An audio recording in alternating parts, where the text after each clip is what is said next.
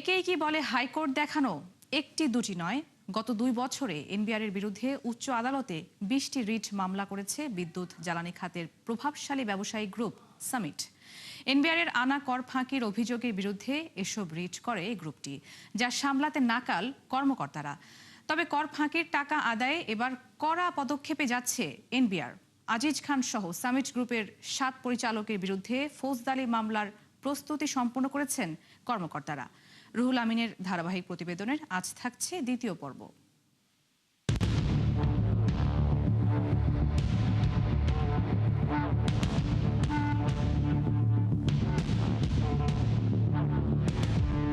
দেশের বিদ্যুৎ ও জ্বালানি খাতের প্রভাবশালী ব্যবসায়ী গ্রুপ সামিট পাওয়ার।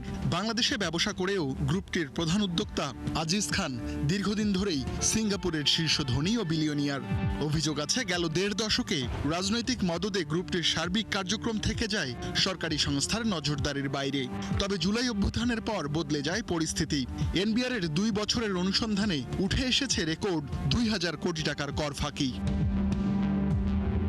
তবে এসব দাবির জবাব দিতে এনবিআরের নির্ধারিত বিচারিক প্রক্রিয়ায় আস্থা রাখেনি সামিট।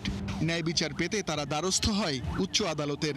একে একে দায়ের করে 20টি রিট, যার 7টিতে আয়কর আইনের 143-এর 5 ধারায় করা জরিমানা চ্যালেঞ্জ করা হয়েছে।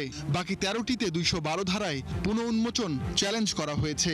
এসব রিটের 3 ভাগের 1 ভাগ নিষ্পত্তি হলেও বাকিগুলো বিচারাধীন, জানিয়ে হিমশিম অবস্থায় এনবিআর কর্মকর্তারা। আমি এই পার্টিকুলার ক্ষেত্রে বলছি না, যে কোনো প্রতিষ্ঠান যদি একই ইস্যুতে বারবার বিভিন্ন ইন্টারপ্রিটেশনে বিভিন্ন পয়েন্টে রিট, স্টে অর্ডার, তারপর হচ্ছে আপিল বিভিন্নভাবে ডিলে করে, এরকম এক্সাম্পলও যে নাই আমাদের মধ্যে তা না, আমাদের মধ্যে এরকম এক্সাম্পলও আছে।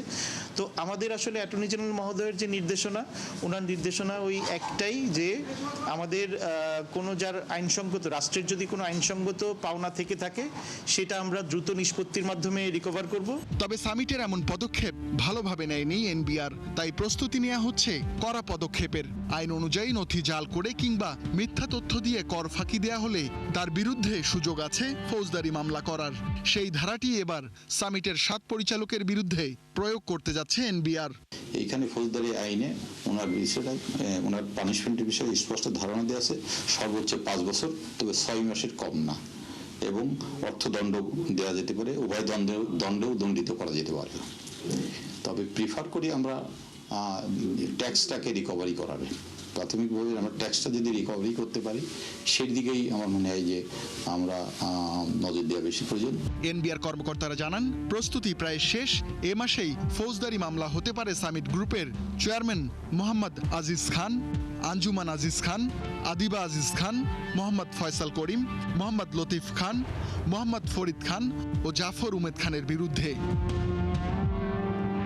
রুহুল আমিন, 71, ঢাকা।